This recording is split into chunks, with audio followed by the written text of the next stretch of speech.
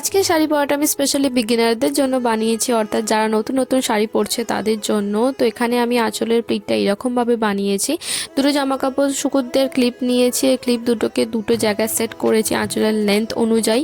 আর তারপর আমি ফ্যাব্রিকটাকে একবার ডান দিক একবার বাঁ দিকে নিয়ে গিয়ে আমি প্লিট বানিয়ে নিচ্ছি। যারা নতুন নতুন শাড়ি পরা শিখছে তারা তো প্রথমেই একদম পারফেক্টভাবে প্লিট বানাতে পারবে না। তো এই পদ্ধতিটার ব্যবহার করে যদি প্লিট বানান আপনারা, তাহলে কিন্তু প্রত্যেকটা প্লিট আপনার তাড়াতাড়ি হবে আর প্রত্যেকটা প্লিট সমানভাবে পড়বে।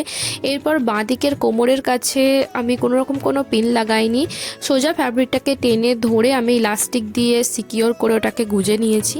আর তারপর বানিয়ে নিয়েছি আমি সামনের দিকের কুঁচি। এখানে সেফটি পিনের ব্যবহারও আপনারা করতে পারেন কোমরের কাছে, কিন্তু আমি এখানে ইলাস্টিক দিয়ে দিয়েছি, কারণ ইলাস্টিক দিলে সময় খুব কম লাগবে আর অযথা পিন লাগানোর ফলে শাড়িতে যে ড্যামেজটা হয় সেটা হবে না। তো এই স্টেপগুলো ফলো করে যদি আপনারা শাড়ি পরেন তাহলে অবশ্যই পারফেক্ট হবে।